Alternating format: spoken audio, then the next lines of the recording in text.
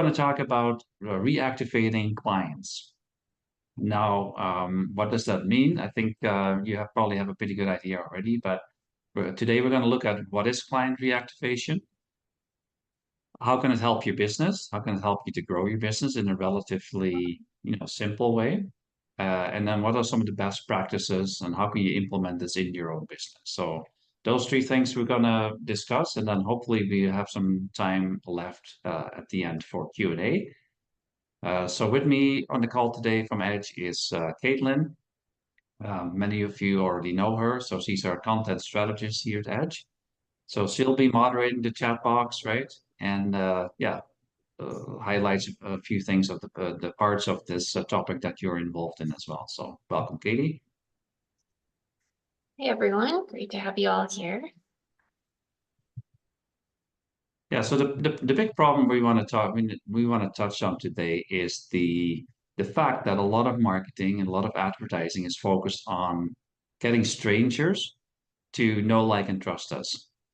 And although there's nothing wrong with that, we feel that there's another component of your marketing that you should pay attention to. And that's actually, selling more to existing clients or reactivating clients that haven't bought from you for a while. So a lot of businesses, almost all businesses, have some component of repeat business. And that's a really good thing, right? Because that helps you to create a steady flow of new orders, new clients. But one thing that I see in the marketing world and in small business in general, that we're spending a lot of time and money on chasing strangers and not enough time maybe on, working with our existing clients. Because if you've been in business for any length of time, you probably have a list of, former clients or current clients, people that are on your list that they have inquired but never bought, right? So they've shown interest in what you do, so that makes them probably a good prospect for future sales. So the whole idea is to kind of the purpose of this webinar is to kind of maybe change our mindset a little bit, give us a new idea of how we can grow our business in a different way instead of just chasing after complete strangers that don't know us yet. Because we all know that it's a lot harder to sell to a stranger than it is to somebody that already knows, likes, and trusts us. Make sense so far? So this is kind of the way we look at the customer journey, and this is just an oversimplification, of course. But in reality, none of your clients is is just waking up one morning and decides to buy from you, right? Like generally speaking, there's quite a process that happens in between. So like from getting to know you, getting to like you, maybe they visit your website, all the way to maybe making an inquiry, so actually capturing the person's information. That's really those first three stages on the slide are kind of what most of the marketing is focused on in general. And again, there's nothing wrong with that. We need to reach out to new clients. We need to build our list. But the whole point of this morning is there's other ways we actually can augment that or actually find another way to sell to an existing tribe that we already have, but we haven't just put the systems in place or have made the effort to actually do it. So the second stage this journey is the sales process, and we will not really talk a lot about it. Katie, you want to say a few things about the customer journey here? Yeah, definitely. So again, we're just kind of focusing mainly on the retention stage and the repeat stage for your customers, but it's really important to understand your customer's journey, where they're at, just because understanding it helps you prepare for communicating with those clients. So if you have content, specific messaging, specific marketing tactics prepared for each stage, you can help transition your customer a lot more easily through this journey up until the point they become repeat customers. Yeah, so we're going to talk about the repeat customers mainly today. So it's in what we call the retention stage. There's another component of that that's called the referrals. Now, we've done a complete webinar on just referral strategies, how you can actually get better at that. And that's still for a lot of people, maybe by the show of hands in the room, how important are referrals to your business? Is that a big deal to you, or is it just it's a rhetorical question, I know. It's a leading question, but like how important do you feel that referrals are to your business? Yeah, Curtis is agreeing with that. So yeah, that's it makes sense, right? Um, but today we're going to talk about the repeat portion, and that's basically reactivating the people that already know, like, and trust you.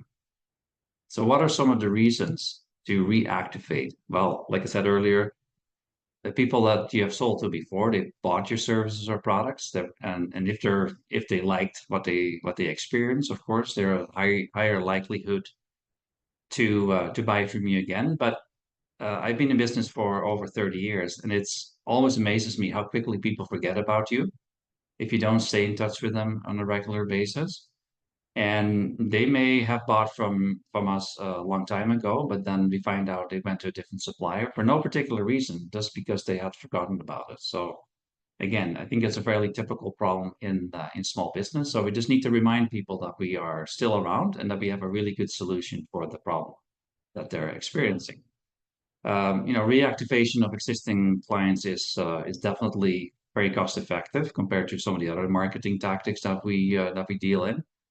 It can cost up to 7 times more, they say, to get a new client compared to actually selling to an existing client. So that's another reason I think why you should look at reactivating and staying in touch with your current tribe.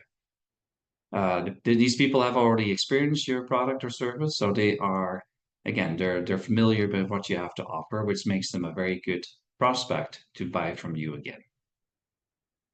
Now, what are some of the reasons that small businesses like us don't always get around to it? So there's various reasons. Lack of time, oftentimes, right? Like you're busy running your business, you don't have time for another activity, right? So you may have thought about this, you may have maybe even tried to do it yourself, but the reality is you just don't have enough hours in the day to get this done. So that's a very common obstacle that you need to overcome. Then the other one is the lack of tools, right? Like to actually, for example, email all your clients, which is still very common. You need to have certain tools, and you need to know how to use those tools. So again, that's another obstacle that you have to overcome. Although there's a lot of very simple solutions for that now, you still need to kind of put your mind on it and actually do it. So that's another reason why I think a lot of small businesses are not doing any of these tactics. Is just simply because they don't have the time or the tools to actually do it properly. Now, another problem could be you don't actually have a record of all your previous clients, right? Which is, unlikely, or you have no good place to put all these different contacts that you have, right? Some of these may live in your accounting system, some of them may live in your, in other systems, in your Outlook, maybe just in your email program. If you work with multiple people, it could be all over the board, right? So there's no real central database that you have to kind of work from. So that's another obstacle, another problem that you need to overcome. And then the last one is, the fear of annoying past customers and leads. And that this is a big one. It's just kind of in our own mind. We don't want to bother people. We feel that we don't want to interrupt people and reminding them that we're still around. And again, I don't buy that. Like I think actually if you are providing valuable information to your existing or previous clients, they actually appreciate that. And Katie, you really work a lot with email marketing, for example. Would you agree with that statement? Yeah, definitely. Everyone's kind of getting bombarded with emails every day. They're not just getting them from you. So it's definitely beneficial to kind of space out your emails so you're not kind of annoying them and they decide to hit the unsubscribe button. And you kind of lose contact with them at that point. Yeah. Yeah. So I think as long as you kind of do it properly, and again, it takes a little bit of a strategy that you have to think about. But if you give people valuable information, things that they're actually are interested in, you will see very low unsubscribe rate. They may not necessarily act on it or get back to you. These webinars, Katie and I were just talking about it just before we got on the call. Not everybody on our list will participate on this, right? They don't have the time or have other priorities to be part of these calls. But the fact that we are reminding people that we're doing these things, we've heard a lot of good feedback to say, well, but it's great that you guys are doing these, you know, bringing these topics to us. So, you know, we may never sign up, but we enjoy or we appreciate that you guys are putting these on. And in the process, we remind our customers that we are doing these things. So think about it that way as well. It's just a really good way of staying in touch with everybody. So I said it earlier, it can cost up to 7 times more to acquire new customers. We all know this, right? We all kind of know how expensive marketing can be, right? And advertising. Can I get some hands raised in the chat in the room here if you agree with that statement?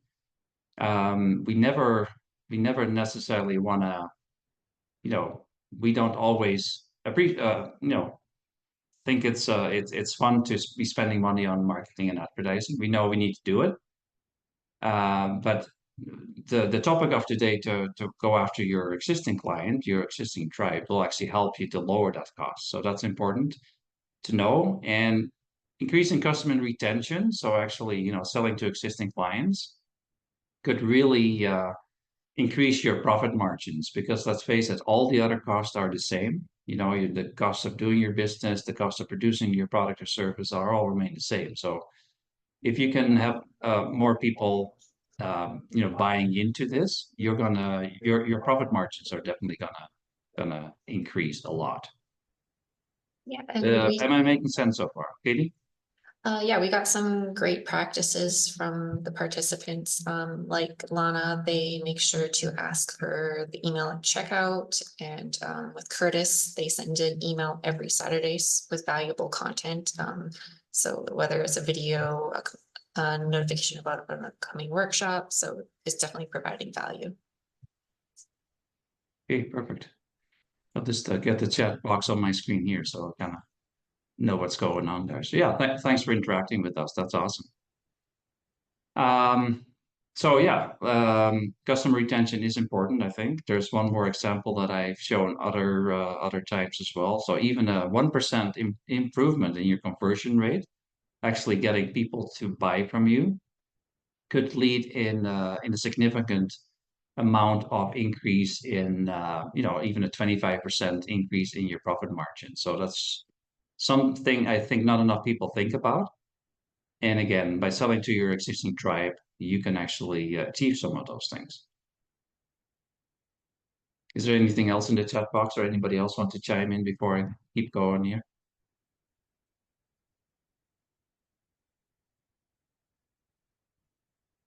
Yeah, so Curtis, you're sending out a like a weekly email. I think I'm receiving those. And yeah, that's been working out well for you. Like what is the response rate? Do you actually have an offer or do you have you know, basically giving them general information?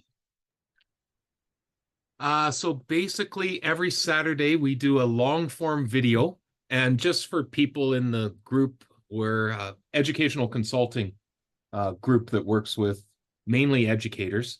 So we do a long form video, usually 8 to 10 minutes, that go out to our audience.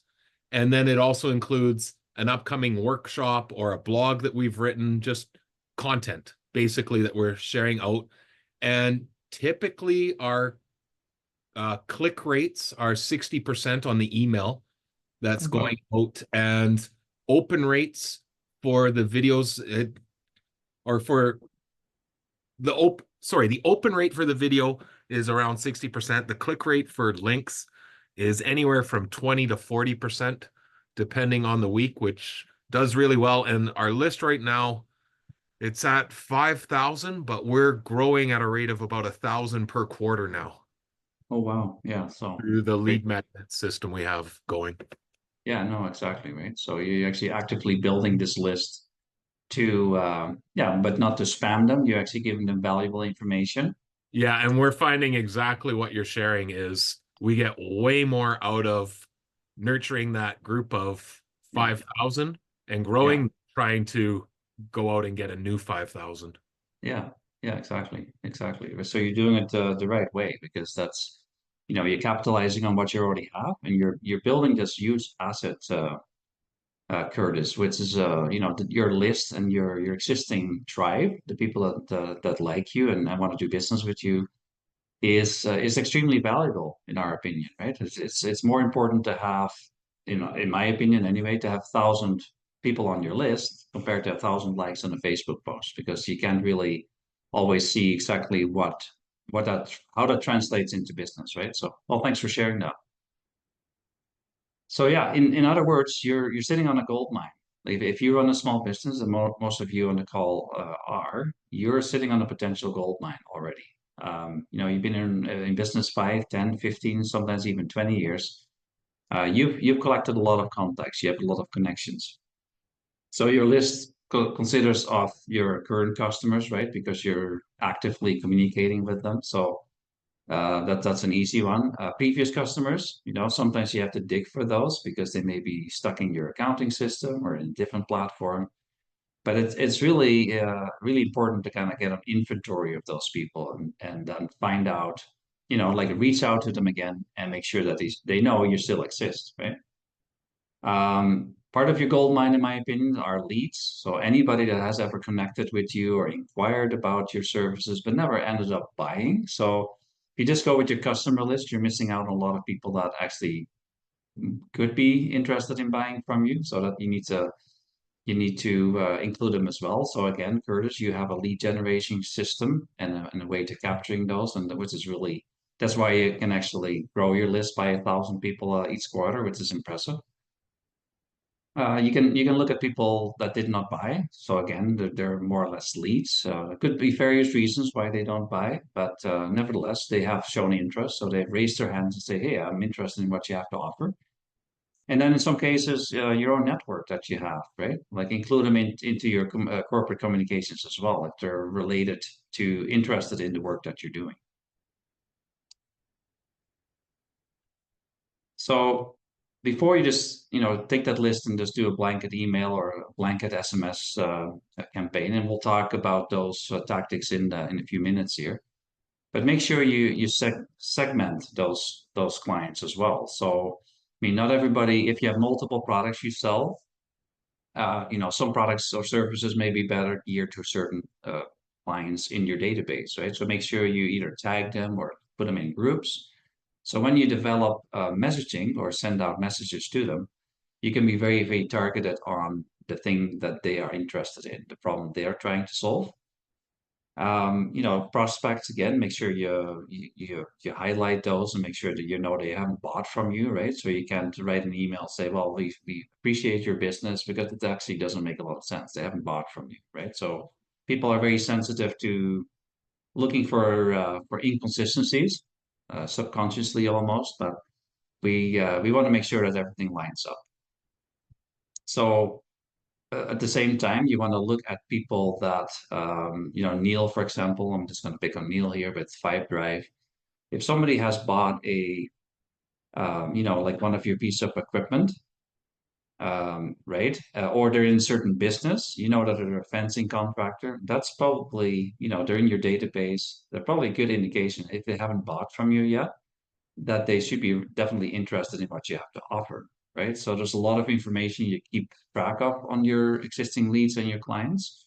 So make sure you think and look at the top 20% maybe of your list that are just perfect prospects for what you have to offer. And if nothing else, first focus on that 20%.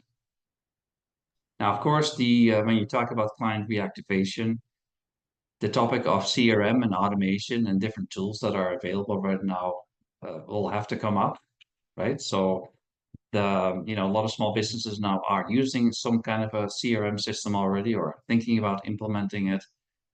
Again, Curtis, I know you're already working with this system, right? So without an automated system or some kind of a platform, how easy would it be to actually do some of this analysis? Curtis, I'm just going to ask you the question here. Yeah, it would have been next to impossible. Like the workload on it would be insane, where right now it's sending emails while we sleep just through our automated systems. Exactly. You're making money while you're sleeping.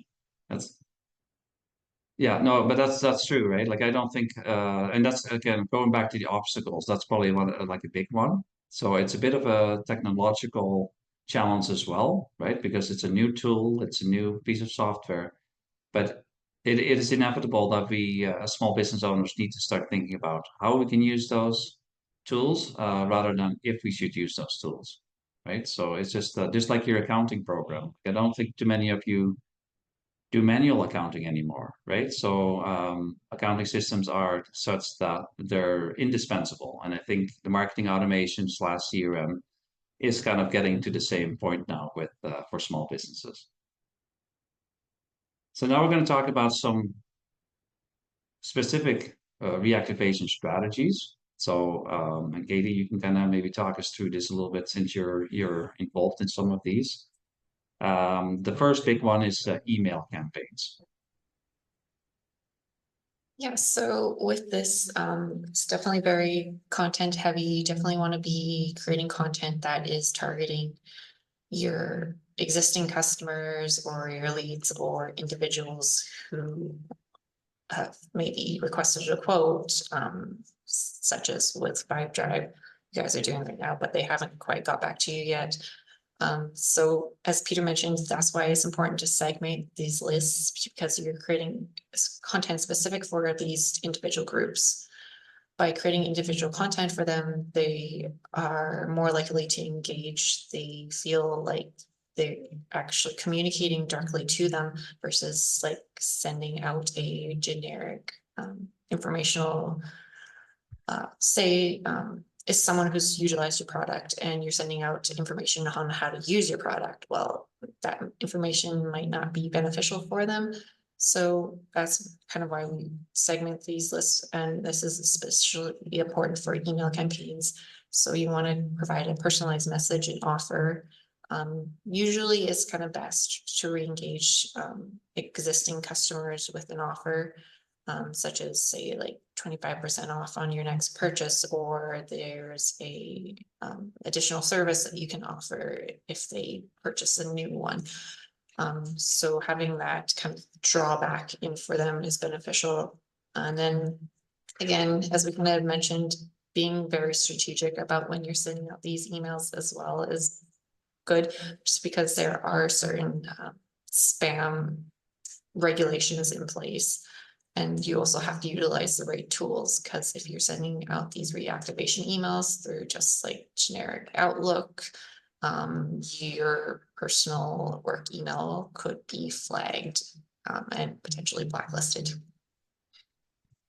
Yeah, so one of the other things we still like about email is that like it's fair to say that 99.9% of people will have an email account by now.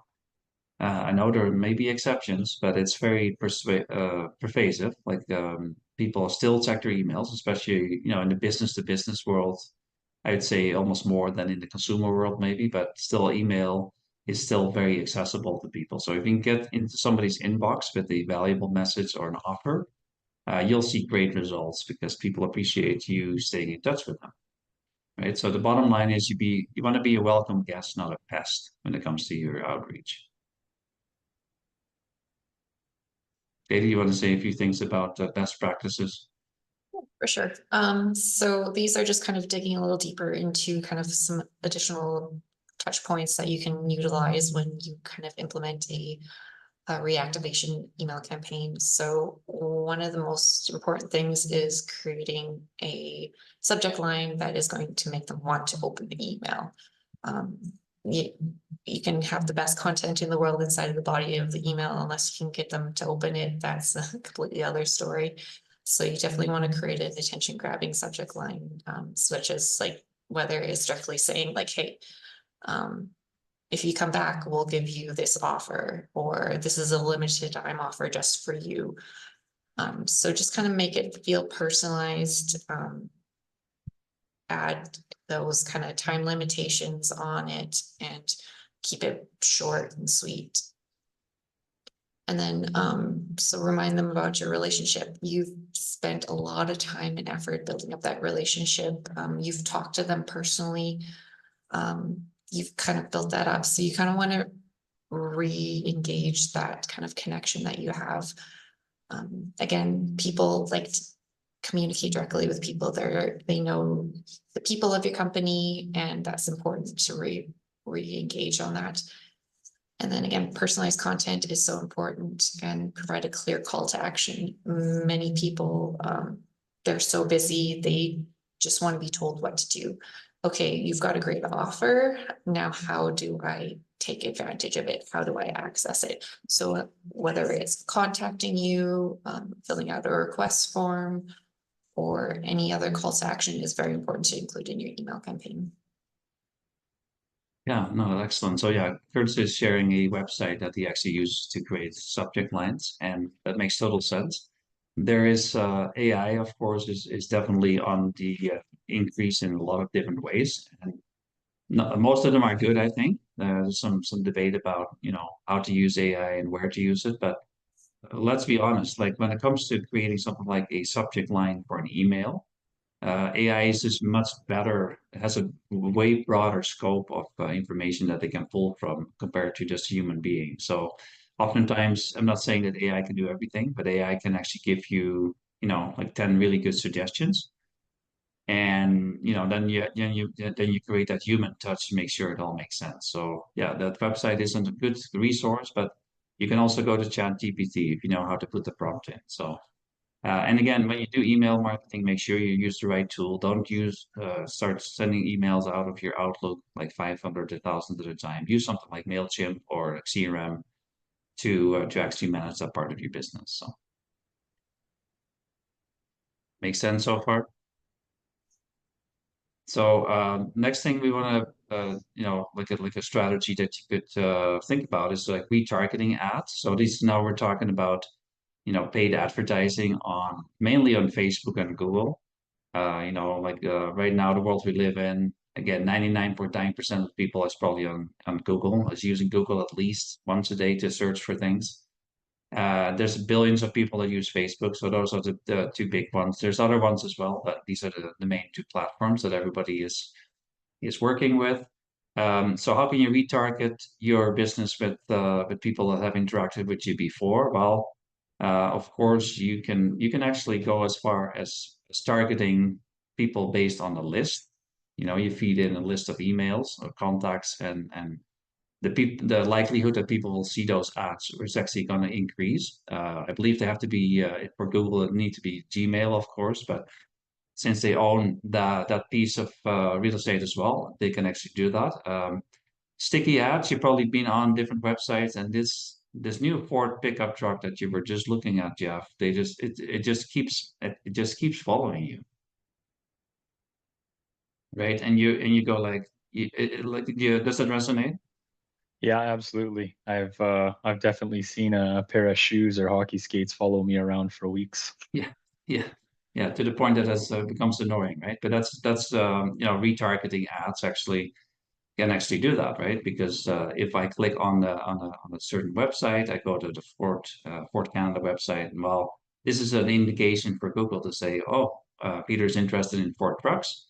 Let's you know, let's target him in the right way. But that's we all experience it, and we have found that it makes a lot of sense because yeah, yes, I am interested in Ford trucks. Hopefully, I haven't offended anybody by saying that I'm interested in Ford trucks. I'm also interested in Chevy and GMC. But the bottom line is, it helps you to stay top of mind with your the people you're trying to reach.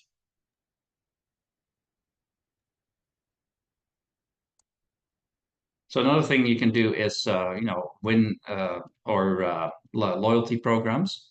So again, this is maybe more for people in the retail space, but could also be used in the business to business world. People love it if they feel special, right? They want to be noticed. Everybody wants to be noticed, wants to be appreciated as a customer. So whatever you can do to create a loyalty program or special offers just for your best clients, it can really help. I see a question from the chat box here that I probably should Yeah. address so everybody can see the chat box hopefully, but more traction from Facebook or Google. Yeah. into ads. Yeah, I can't really, I don't think they work quite differently, right? Google and the Facebook advertising machine. So Facebook advertising is really focusing on the, the behavior of their clients, but also on their personal profiles, of course, because we tend to share our life stories with Facebook, so they know a lot about us.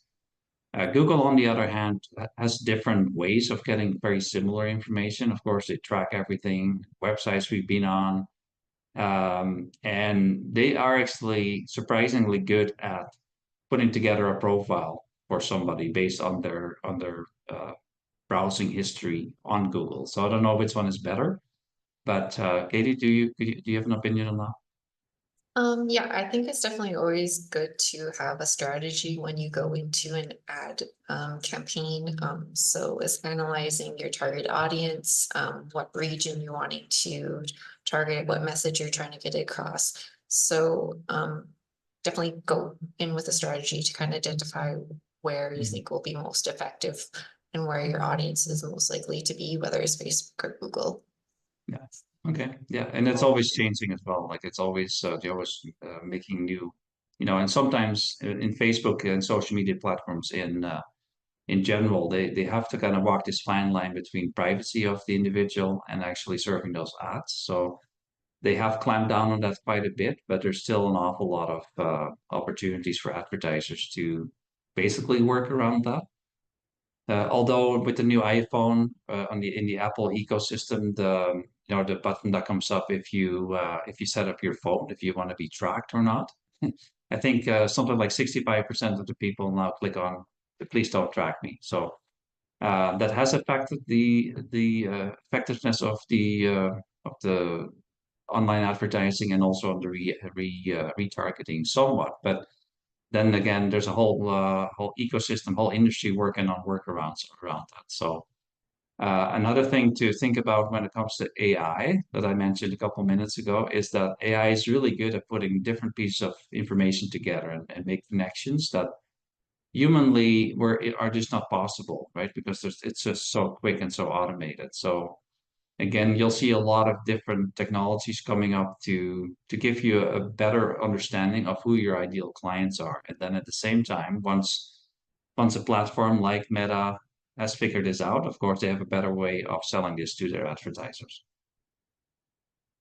So loyalty programs, something to consider, relatively easy to implement and could really pay off because fans, every company, every business has fans, right? Maybe your top 20% of your clients.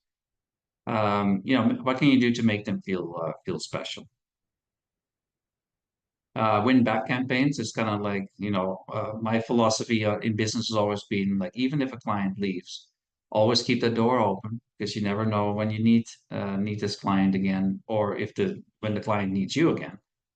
So again, this you can kind of put this on steroids and go like, yeah, like we lost a client, but can we do a campaign for them to come back, right? There's all kinds of different reasons why they would have left us, and of course, we need to, if it's a bad reason, we need to get to the root of that and make sure that we improve our process or our product. But um, again, if you do it the right way, you can actually gain back some of those people because oftentimes when people leave a company, first of all, they won't tell you. But that not knowing the reason, sometimes it's just reasons beyond your control, and they're more than happy to come back to you. So that's a little bit about how you could do that. And then lastly, and Katie, maybe you can talk a little bit about SMS, the texting campaigns. Yeah, definitely. So SMS campaigns or text message campaigns are very similar to the strategy used for email campaigns. So it's just sending out a quick hello reminder or an offer to them. It's pretty much instantaneous. A lot of the times people are able to check their text messages before they check their emails. So they're able to kind of quickly get that information, and it since it's a lot shorter than an email typically, they can get that information very quickly as well. Now you have to be careful with text message campaigns. You have to make sure you have their permission to send campaigns like this to them, because there are certain restrictions in place. And like I know with the iPhones, there's a chance when you delete a message, you can report it as a junk. So you have to definitely be careful about how and when you send those campaigns. And again, this requires you to ensure that you are capturing and organizing cell phone numbers. So categorizing whether it's an office number, home number, or cell number. Yeah, so we all were familiar probably with the dentist texting our next appointment, or our favorite jeans warehouse sending us sales. Yeah, Lana says we're nervous. It's a new frontier almost, right? So you always got to expect to see some abuse and some misuse of the tool, and we totally are aware of it. We're pretty confident that if you do it the right way, like in an email campaign, for example, you have an unsubscribe process. There's a very similar process for SMS campaigns as well. To be able to stop those messages. So again, in my opinion, it comes down to the quality of your list as well. Like if you just get a random list and all of a sudden, without any context, you start texting them, it may not go over as well. But if you make texting like an acceptable form of communication with your company, right, like through a chat bubble on your website or otherwise, people people obviously that's their preferred communication channel. And then to get use that same channel to actually connect with them in a very personalized way is a very effective way because like Katie said, like the response time on an email could be like 24 hours or a few days or a week. Totally acceptable. On SMS, most people just reply to SMS text messages within seconds, right? So yes, Sherry, there are rules very similar to email marketing. Now, there's a difference if you sell into the States, they have different regulations than we do here. Actually, they're more strict. So we like the tool that we use that's called Easy Leads. That's our CRM option. It has all that compliance built into it. So when we give you a phone number, then it's certified with the mobile carrier. So then it doesn't end up on the spam list. So those are definitely good concerns or valid concerns. But the again, you need to do it the right way. And this was very similar to when email marketing first was introduced. There was a lot of abuse, a lot of spamming. Don't do that, of course, but if you do it the right way, we feel you have a quality list and you have a message that's of value to your tribe. It can be a very good and effective way of connecting with your clients. Another thing I'm going to say about capturing the information of your clients, including your cell phone number, is always a bonus, right? Even if you don't use the SMS feature, you can. It's always good to have contact information from people. Hopefully that kind of answers your question. Yeah, so Lana, it's Easy Leads. It's our white labeled CRM system that has SMS management and the whole process of sending email or text messages to individual clients. Like we actually use it more for individual communication rather than like large scale SMS campaigns. But it's people that love to use their cell phone to communicate with anybody. You just make it a lot easier for them to get in touch with you. So we can give you more information if you're interested in that. But there's lots of other options as well. It's just another tool in the toolbox. Now, as we've already discussed, like there's a lot of automation that almost is very much connected to this topic. I don't think without a platform or processes in place, it's really hard to pull off, right? If you have 5,000 people on your list, like how are you going to do that manually? It's almost impossible. So you should really look into some of the options available on how to automate those things because I feel if you automate it and you build a process for it, it actually happens, right? If you say we're going to do a monthly email and you have it set up in the system with your list and with your email sender, it's a lot easier to manage that part or have somebody else manage that for you as well. So keep that in mind. You kind of set and forget in some ways, right? Some of these processes and people just love it because it makes you look really good and responsive to your clients. But it's not additional work for you and it doesn't require you to be online all the time. Yeah, consistent follow-up. Follow-up is really, super important. Everybody knows that, right? Like once we have a lead and somebody's interested, most of the time, and I get quotes from different companies too. Like I can probably somebody that follows up with me at least once or twice, or even 3 times, really stands out compared to most of the people that never follow up. So again, this makes it really easy to automate some of the follow up and actually get better results that way. So we use Easy Leads. It's a CRM system we white label and we actually developed it specifically for our clients. It's built on an existing platform, but we have modified it to make it work really well for the clients that we work with, small and medium-sized businesses.